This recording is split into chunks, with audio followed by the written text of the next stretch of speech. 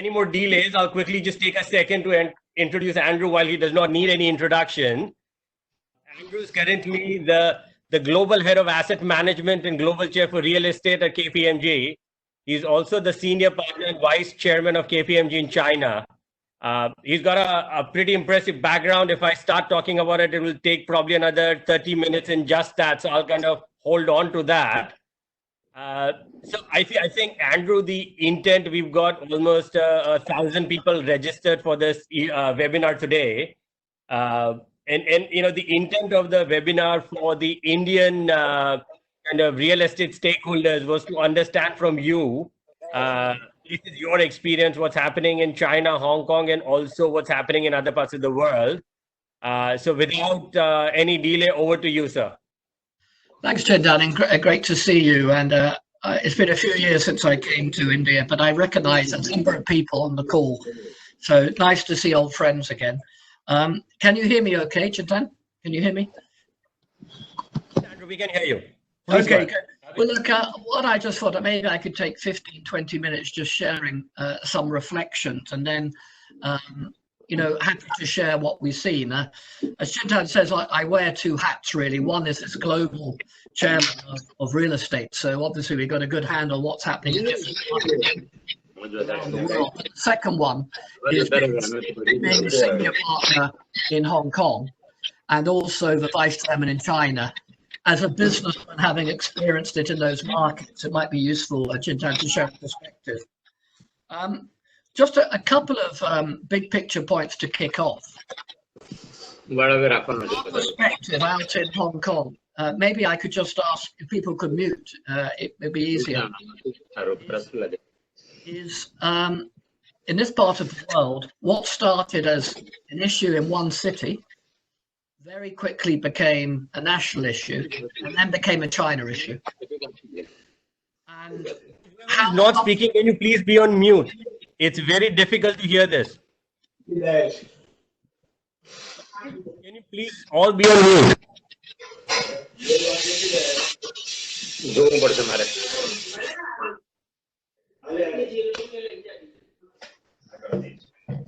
So look, it was very, what happened in Hong Kong and China is it was seen as a very local issue. What has happened? What has happened? So I think we'll wait for people to mute, shall we? It would be great if you can hold on for like 1 minute. Can you put everybody on mute, please, except Andrew? Abhijit, give me a second. 1 minute, Abhijit, you do one thing. Go people who are unmuting themselves, throw them out of the meeting. Sure, sir. Yeah, please. Sorry, sir. Sorry for the inconvenience. Okay, is that better? You cannot use such word. Okay. Well, look, just in that case, I'll try and be as brief as possible. The situation was first in China, and then basically by very strict lockdown, China has been able to control it. The long arm of the very authoritative government has enabled that to be effectively contained. Hong Kong, a bit harder. It looked like Hong Kong had managed to salvage the situation very well. What happened is it was very, very, sorry, I think it's almost impossible to speak unless we mute. In Hong Kong, it was a very different situation in that we managed to contain the situation well, but there's been a second spike with people returning from overseas. And one point I'd just like to leave with everybody to think about is this: getting through round one is extremely challenging, and we all put our BCP and contingency planning into place in round one. Round two, of dealing with the spike or a recovery which doesn't quite take off, is very, very easy to underestimate. I think that's the point I'd like to make on that. The second point I'd like to make is the stories you hear about China recovering please take them with a large dose of market. Yeah. Andrew, on your screen, on the top portion, if you can see, there's a participant tag. Click on that. And there is an option to say mute all. It will let you speak. Everybody else will be on mute by pressing that.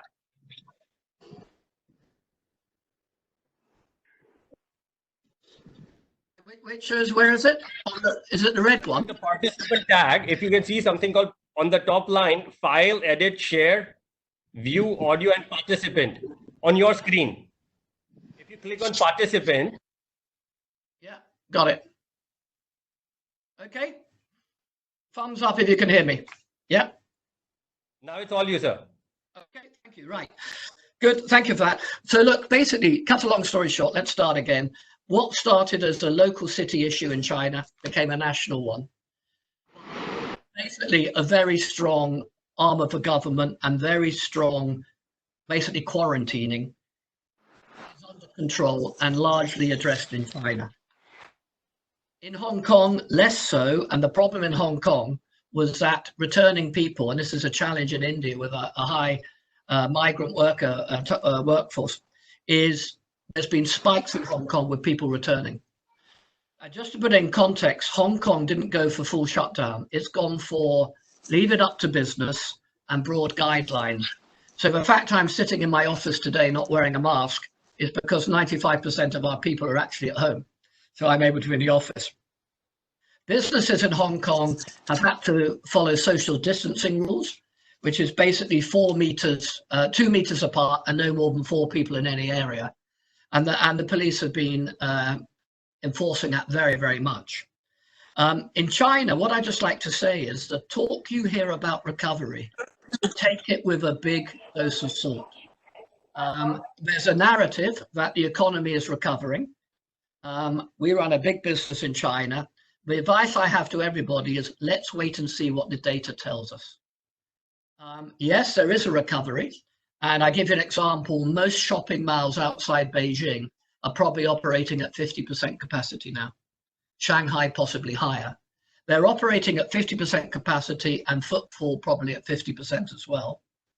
But the supermarkets have been doing quite well, but the more high-end aspirational brands, all that type of things, clearly those are not doing well and people are staying away, but it has activated. The other air of caution on China would be 2 things. There's a belief that the domestic demand can take it a long way.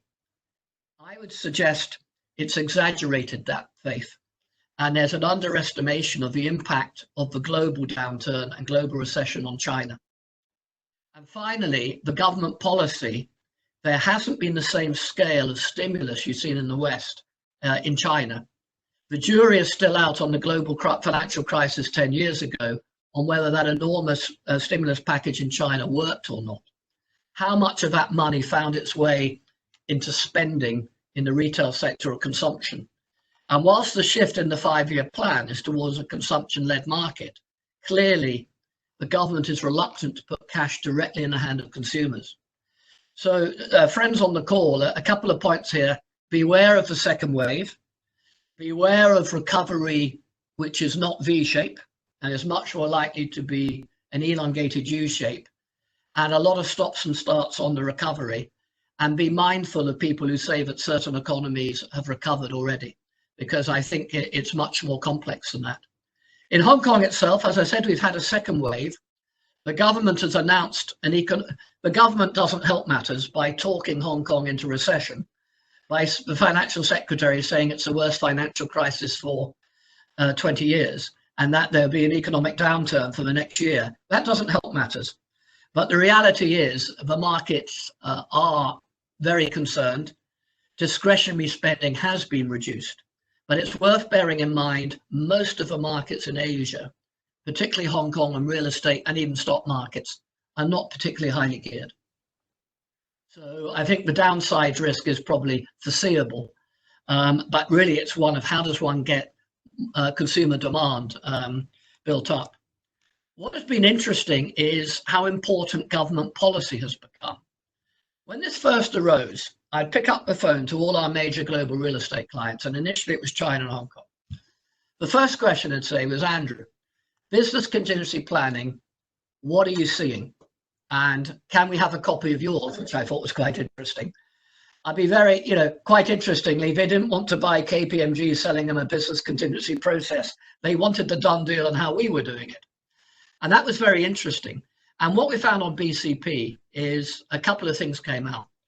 One was the resilience planning and the resilience modeling has been at a level never seen before. And I do a lot with Cathay Pacific Airways. What I can tell you is what was seen as a worst case scenario in terms of cash flow became a base case scenario and then became an optimistic one within 3 weeks.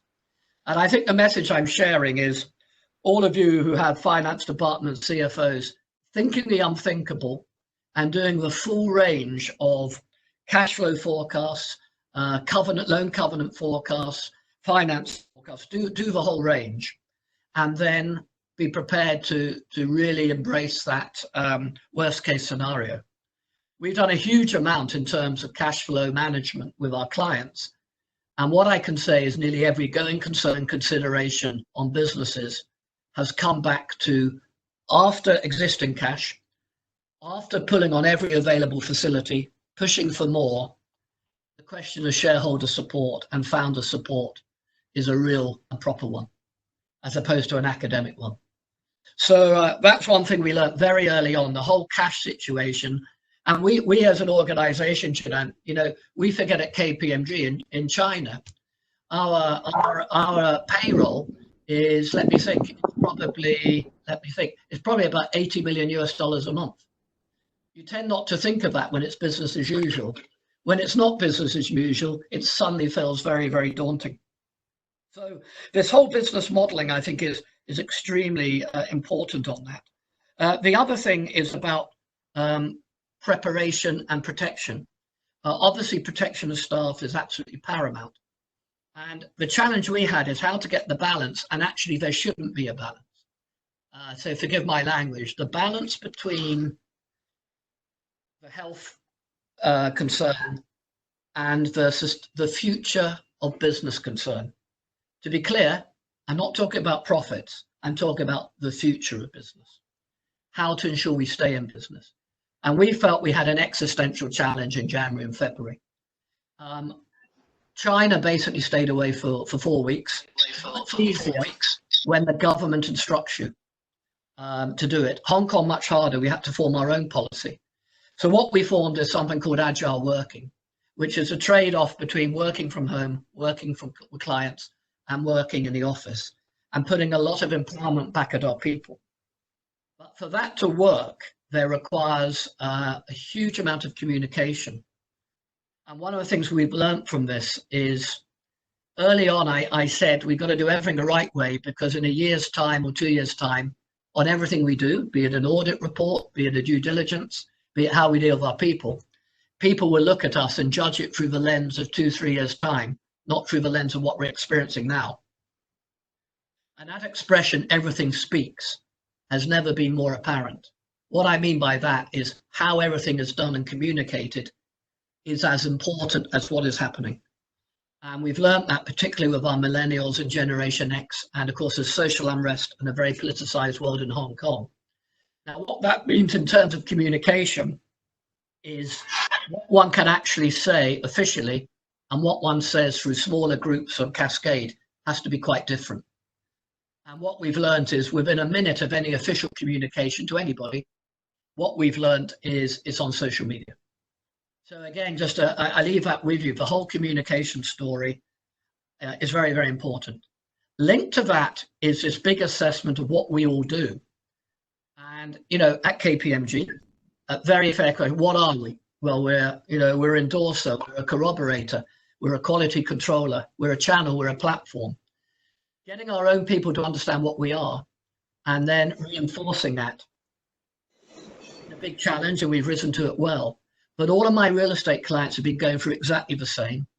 And all our consumer brand clients are going through exactly the same. And this all gives rise to what really is our proposition. What are we? And that then leads into the technology bit. And we're very fortunate we got a big war chest. Our VPN usage in Hong Kong and China, we have 16,000 people, has gone up 100-fold. 100-fold. And with that brings all the opportunities to do business a different way, but all the risks and challenges of data, all the risks and challenges of monitoring and understanding. It brings up a whole lot of new possibilities. That data and technology point has been hugely important. And when I speak with clients around the world and my heads of real estate around the world, it is that whole cash flow modeling and data story, technology story, which dominates the discussion. Even if it's in our logistics clients, their question has been, we were looking to transform. How can we digitalize our supply chain? How can we digitalize all aspects of our business and use what's happening now as a catalyst to bring through the changes we need?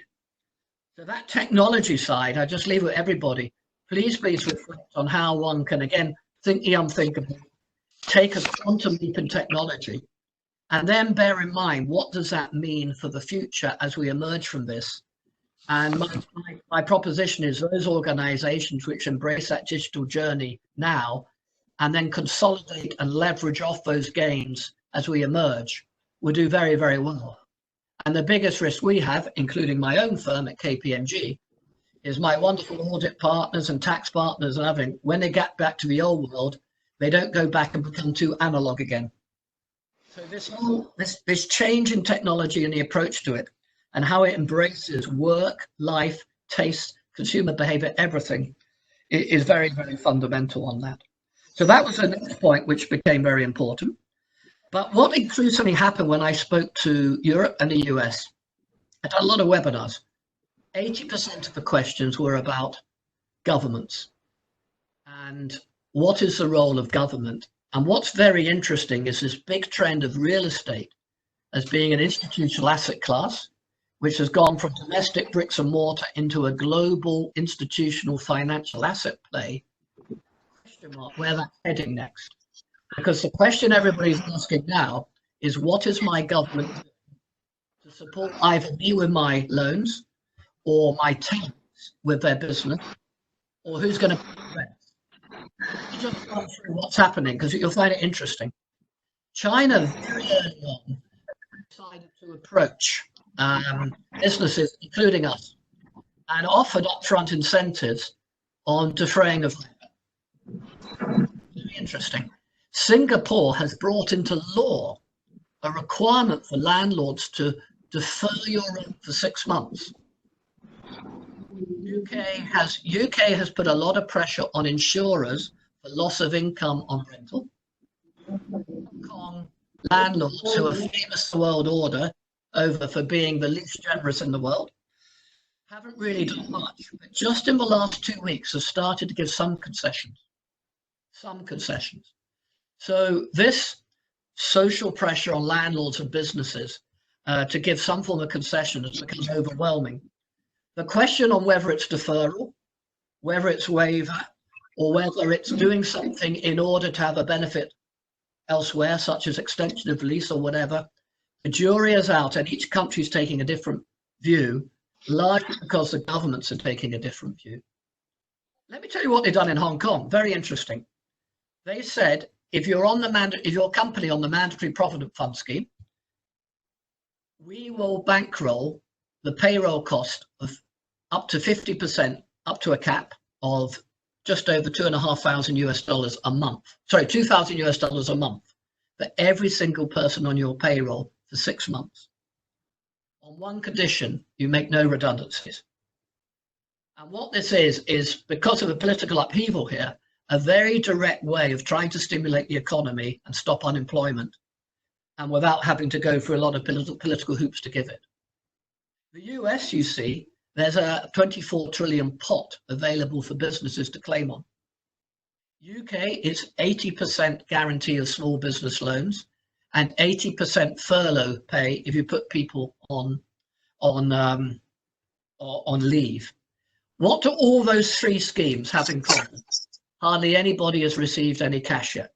That's what they've got in common. And this difference between these big public pronouncements and actually finding its way into bank accounts is a major concern on this. And what was very interesting, I was speaking to the CEO of an enormous global player last night, and they were saying it's getting terribly difficult.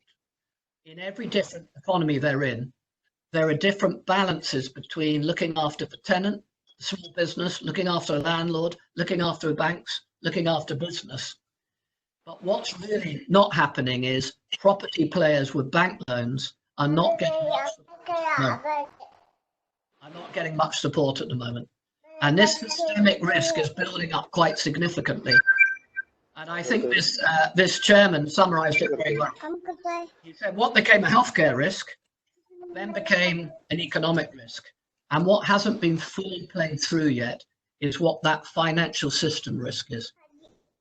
And I think that's something, again, worth leaving with you.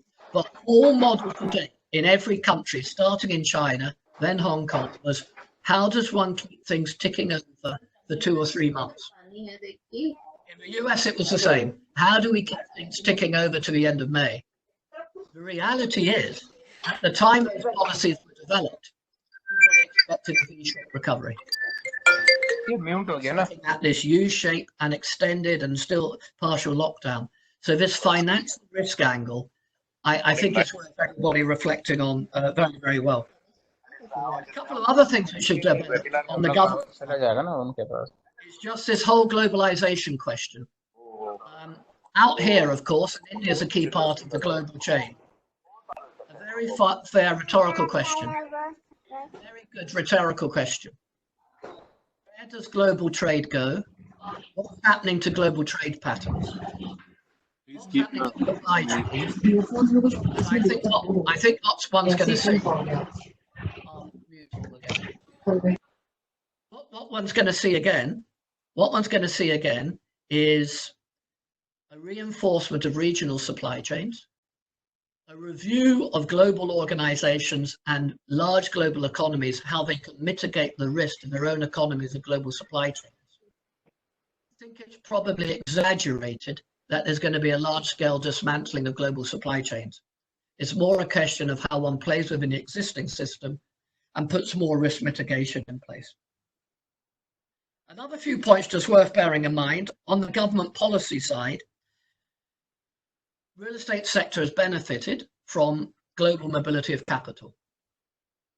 Social problems have been exacerbated by the global availability of capital, which can drive up the prices in certain markets. What happens to the global mobility of capital and the views to international investors in real estate as a result of this? And I think that's very, very interesting where that will head as well. So these are some of the things we're changing. I think probably it's exaggerated, this talk about societal change. But I think it's wise as all senior business people for us to really reflect on what we're selling, if it's a development, if we're an office owner, or we're a retail operator, or we're a developer. What are we selling? What concept we are, and what changes in tastes and behaviors, particularly with the key generation, the millennials and the rising middle class. What changes do we expect to be temporary, in which case we can mitigate, and then position ourselves, and which do we expect to be permanent? So a very, very fair question we've got to reflect on the whole word of density. And in China at the moment, what hasn't moved forward yet is what to do on the high density developments, those high density shopping malls, those high density aspects of real estate, what to do on that. I think that's something which, again, is worth reflecting on. Another thing which has developed, and I'll wrap up, I just want to just give food for thought, is the whole sustainability and ESG dialogue. Already this had moved away from being technical, engineering, lobbyist, into something which is demanded by an end user, particularly the millennials, and is now 25% of the assets under management worldwide are through a sustainability lens. The global regulators, even before the virus, were pushing heavily for climate change to be a financial risk in order for it to be assessed on balance sheets and in disclosure, and also to push sustainability and responsible investment, impact investment, as the norm as opposed to the exception. The combination of the push of the major sovereign wealth funds, the major institutional investors such as the life companies and the regulators make this irreversible trend. And I think the virus will reinforce this. So I think the question again for all of us is, what is our sustainability policy? Is it aligned with what a stakeholder is looking for? Is it aligned with the way an investor, those global investment funds are moving? Is it in line that we can sell it as best practice? And to be quite frank, we're all business people as well. How can we price it accordingly and make it a market differentiator? So I think that whole sustainability ESG will have a real shot in the arm as part of this. And of course, there's this whole new narrative now about the 6-foot economy and social distancing. The smart people will be those who are able to link that into sustainability, ESG, and impact investing, and prevent it as some sort of wellness, health, holistic lifestyle type proposition. I think that's the way that will head.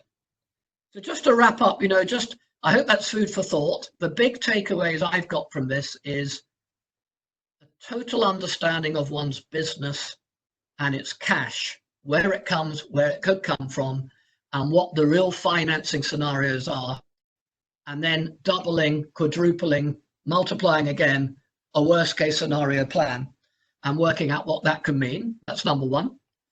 Number two, total recognition that how one behaves will reflect on our brand for a long time. How we behave is through the eyes of people who look at us, not ourselves. And the third one is technology as an absolute catalyst and transformation for change. How does one use it as an immediate mitigating factor to help? But then how does one harness it to transform the business and make it really, really fit for purpose? And then the last one is the big picture economy, that question mark on where trade patterns are going. I think they'll carry on, but there'll be some mitigation of them. But secondly, how the financial markets are going to how the cookie is going to crumble on them. What I mean by that is how are the cards going to fall when they come out? A massive disruption is taking place with dropping in capital and funding everywhere. Where it ends up, where it gets played with, will impact the market. That's point number one. Point number two, no one was expecting a long, elongated problem. It was all about short term. How does one navigate through that? And the economic crisis, as I said, how that mitigates into financial crisis is going to be very important. And then the last one is the societal change. The risk possibly of exaggerating it and then not analyzing it effectively enough between what really is going to directly affect us now and how we can harness that and see it as an opportunity. Just one final point, Chintan, before I pass on for questions. Valuations. Our friends in the RICS, the major institute for valuing, have taken the Fifth Amendment on valuations, and I don't blame them. I do some of the largest sovereign wealth funds in the world, and the 31st of December was a very straightforward year end. And you're signing off on a very straightforward year end, and there's carnage going on around you at the moment. It seems absurd, but that's the way fair values and accounting works. How to handle valuations and how to handle funds. On valuations, the RICS has basically said a material uncertainty will be inserted in valuation reports for the foreseeable future. Thank you, RICS. I don't think that helps very much. As an audit profession, what we're doing is we're not qualifying audit reports probably because the capital market stops. That triggers things like covenant breaches. What we're saying is, look, emphasis on matter in our audit report, please have a look. There's a material uncertainty related valuation and it's very heavily disclosed. Have a look. Now that will get us through the first quarter and possibly the second quarter. The reality is most transactions have totally slowed down, and most loan approvals and loan renewals have totally slowed down because people are choosing not to rely on valuations. But I'm just putting it out there is I would have a good quality conversation with your valuers, and in your organization, it will be very good to get views of valuers about, from a technical viewpoint, how they're going to handle it, and really what the prognosis is. You'll find it very interesting in London. I think London, very interesting. Hong Kong decided, one of my roles is I chair the Stock Exchange Listing Committee here. We had a very big decision not to allow delaying financial reporting unless there's a case-by-case case. London gave a blanket 2-week extension. I think for a global financial market, that's not a good message. But what's also happened is the valuations at 31st of March, my understanding is the rent for the first quarter on commercial valuations in the UK, the default input is 0 for the rent for the first 3 months. So this is what one's up against in terms of the impact on the financial market, capital market of valuations. And Chintan, I think it's really important that that whole concept, particularly with the early days of the REIT market and all the other positive developments in India, I think that's something to look at very, very carefully. And then also the attitude of banks to valuations, which just brings to the final point on banks. Worldwide, and I'm not sure what the situation is in India, worldwide, the political pressure on banks not to call in loans and actually to increase loans, particularly to SMEs, is massive. It's massive. China's easy because there are policy banks and state-owned enterprises who will largely do what they're asked. UK, the pressure is huge, but you're not seeing actually much progress. 400,000 loan applications, 25,000 granted. The US has got the same issue. So I think how this loans and valuations, all this plays together, Chintan, is going to be very, very important. So look, I think that's probably enough for me. It sort of gives a flow of consciousness of what we're seeing. I think it's overplayed to say the future of real estate will never be the same. It does hugely focus the mind on truly what one's doing in one's business, what the proposition is, and it forces us to address all those issues we know which do not make sense at the moment. It forces us to address them. Andrew, thank you very much. I think this was very insightful and very helpful to the people on the call. I think I already have kind of a bunch of questions that the audience has kind of sent out. But I think before I do that, if I can have Rajan Bhai and Niranjan Bhai kind of have their questions before I get started with the audience question. Over to Rajan Bhai and Niranjan Bhai. Niranjan sir is, I don't know Niranjan sir, but I can tell you one thing. Thank you, Mr. Andrew. It was a very holistic approach how to come out of COVID problem, and especially in real estate industry, because real estate industry is one of the most hit industry after civil aviation and tourism. Yeah. But what is my simple one thing, which you told, there is going to be a second wave which is going to come. So what precautions all the people have to take? Because see, today in India we are still in a lockdown period. We haven't started the work only. So one is that what precautions we should take. And a piece of advice for all real estate developer in India, because real estate was already going through a stress from last 4 or 5 years. And we think this is a nail in the coffin. So a piece of advice from your end. Thank you. I think, Rajan, nice to see you again. The piece of advice I would give is in all of the global economies so far, there hasn't been enough consideration from a policy viewpoint by governments of the lending situation with property companies. There hasn't been enough consideration. And my advice would be, as an organization, sorry, can you hear me? My advice would be, as an organization to lobby on this. The couple of global CEOs I spoke to this week have major operations in the States and in France and in continental Europe. I said, it's the real estate people who've been left holding the baby. The tenants, the small medium enterprises, the tenants are getting the support.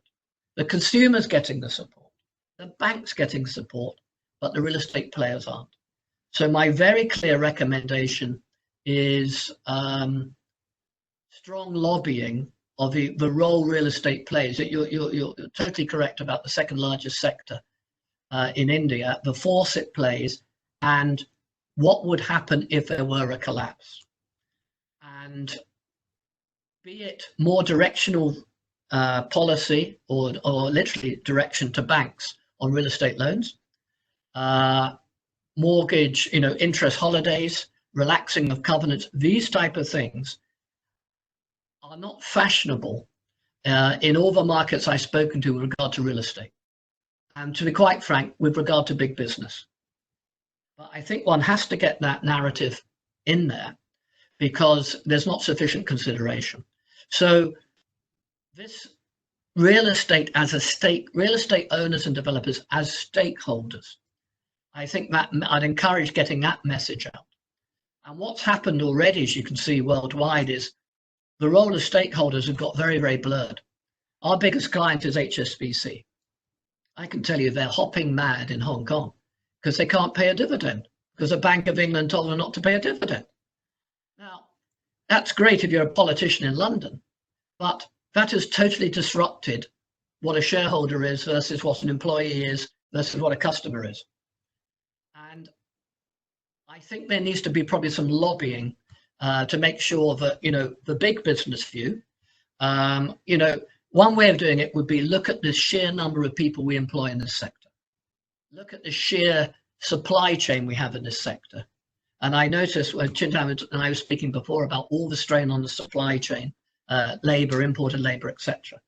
I would go on the front foot on this, knowing that big business and real estate, if we're honest, doesn't tend to be a popular lobby group. We know that, but I would push on that. Going back to the first question, the second one I would be also very, very interesting. I should have mentioned in our own business, our alliances and relationships, our clients, everything has just been shaken up. Organizations who weren't doing much 6 months ago are doing a huge amount. Organizations which are hugely active 6 months ago are paralyzed. Are we all in the room challenging our own organizations, looking at our entire ecosystem we operate in and having a fresh look at it and really seeing what has changed with regard to that? And do certain relationships, certain stakeholders need to change or the management of that? Going back to the second spike, this is a tricky one. And Hong Kong has had only 1,000 cases, of which only 2 are local, the rest are imported. First from China, and then from that other emerging country, also known as the United Kingdom. Right, so that's been the problem here. Now, how have we stopped the second spike? Very, very simple. Everyone at work, apart from me at the moment, wears a mask. There's social distancing within the office. Only 15% of people are in anyway. 4 meters, no more than 4 meter people in a lift. Conference calls like this is a norm. Cutting down on meetings, social interaction, all of that stopped. Chamber of Commerce events, all of that stopped. Basically, social distancing and mask and hygiene measures to an employee that it's safe to come back with that will take you a really, really long way. A really, really long way. WHO, very fair question. What is the WHO for? If it can't work out whether we have a pandemic or not, and it can't be clear on whether to wear masks or not, big question, what's it there for?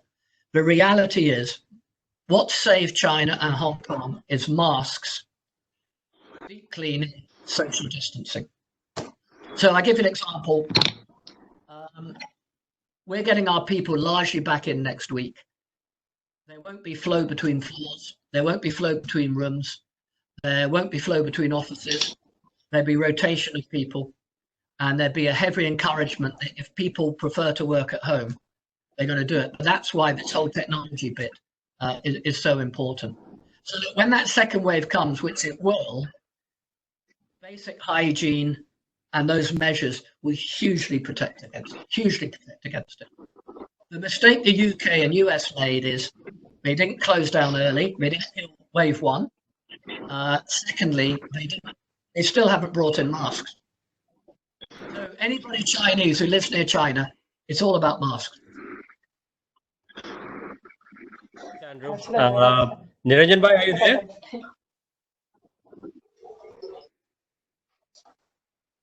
Niranjan bhai? Chintan, you can start, I think. Okay. If So Niranjan Andrew, bhai steps in, then we can. okay. Andrew, the next question is from a developer who's focusing on residential real estate. And the question is, given the current circumstances, how is China coping up with sales? More importantly, how do they restart the whole business of residential real estate? And third, what is happening to valuations? Are people dropping prices in residential real estate, or are they holding on to their prices? Your views, please. Okay, very good. Sorry, I'm getting good at answering the second question first. Valuations have been holding on, but that's also, as I said, because valuers have been taking the Fifth Amendment. You know China well, Chintan. No one in China readily reduces a price on anything. Number one. Number two, given the stage of development, and it may be similar in India, maybe so. When a China developer reduces their price by 10%, they're not making a loss. They're reducing their huge margin by 10%. So just be very clear, one is not sitting on write-off territory of stock in China. Clear. Point number one. Point number two, sales have reactivated. And this is something relevant, I think, in India, is different provinces and different cities and different municipalities are moving at different speeds. Sales have reactivated. The rule of thumb, down about 5% as a rule of thumb, just to keep things moving. Hong Kong, there are sales every weekend. Prices have not moved. The expectation is that not maybe 10%. 46051 number And there haven't been many transactions. So the China has definitely carried on the sales program. 6051. What they have been doing in China, it's quite interesting, the material, and we can get it for you, is they've been positioning why it's a good idea to buy now. You know, it's a good price, it's a safe area, it's sustainable, ESG compliant. They've been changing the positioning of it, but they've been doing sales. So let me be clear, we have some of the major Chinese developers as our client base. None of them are in financial difficulty at the moment. Thank you. How about, I think one of them just asked, what about the housing board projects in China? What projects? Housing board, the local housing boards, the government initiated projects, are they looking at a demand which is where we get into affordable housing in some of those areas? It's interesting. It's affordable housing, which of course is a massive interest in India. It's relative early stages in China, but there's been no change to the affordable housing policy or the affordable housing opportunity in China. It's still very, very significant. I think if you, for investors looking in at China, we work, as you know, we do ADIA and all these big sovereign wealth funds. China is still seen as a very good long-term play, as is India, of course. And I don't think you're going to see major changes in policy or valuations of assets in China. The one city which is still very difficult to call is Beijing itself, which is still in partial lockdown. But Shanghai and even Wuhan is up and running again, and you'll find it quite ironic. One of my clients owns a Holiday Inn in Wuhan. And I was very worried about that asset, but actually they just had a record year because all the doctors and health workers have been staying there. So I think the China valuations and market will hold up. On that, you've got to bear in mind, I should have said, there is no shortage of capital sitting in real estate funds and private equity. There's so much dry powder worldwide. As to how much that finds its way into India, for India, I think is something worth looking at, actually. That's the question from one of the participants who just popped in. How is the world looking at India as an investment destination in your conversations? Do you see kind of people talking about India now? Well, it's interesting. I'm glad you asked that. As you know, when I came a few years ago, I did say that I felt the global market and the global market hadn't yet sufficiently bought into the remarkable India story, and I still feel very strong about it. What I do know is, as you know, we do a lot with the massive institutional investors. China and India as major destinations for capital and major driving forces of the world economy. Even if it's a more regional role or regional impact, is that going to change fundamentally as a result of this? I don't think so. And the challenge always with India, as you know, has been how can international investors get their capital in? How can the tax system be suitably navigated through? And what is the right instrument? So as you know, quite a lot now do it through funds or they do it through debentures into India. But I think there's still very significant interest in India. I think the challenge will be how to get that right narrative. And I personally think there's the whole social housing, affordable housing, the student accommodation, what's called alternative real estate elsewhere in the world, the opportunity in India on this, such as data centers, affordable housing, student housing, aged care, the science parks, the potential is huge. Look what CPPIB, ADIA and others at Blackstone and others are doing. So I'd still be positive about it, which I think, again, is an angle which can be used in discussion with authorities and government. We've got a slew of questions, but I'll pass on the last question to Niranjan Bhai because I think we need to, I know we're kind of respectful of your time as well. I should have just mentioned, actually, I just saw something flash up, which is very relevant. One of the impacts will be a divestment of supply chain from China. That gives an opportunity for India. Interestingly, a lot of China groups are also diversifying their supply chain out of China into Southeast Asia, Cambodia, Malaysia, Indonesia, etc. And these are also countries that have a lot more Indian presence. So I can see an opportunity for Indian economy and business as a result of the knock-on effect of the supply chain situation globally and in China. Okay. Niranjan Bhai, are you there, sir? Niranjan Hiranandani here. I'd just like to ask you a question. We are now looking at last mile funding of a lot of projects which were stressed over a period of time. We have one scheme which has been floated by the government in terms of an alternative investment fund. And this looks like a good, it's about 25,000 crores, which is about $30 billion as a starting point. And this is an opportunity for many of the funds to come in for the last mile funding if we can get the structures into place for being a last in, first out method. Yeah.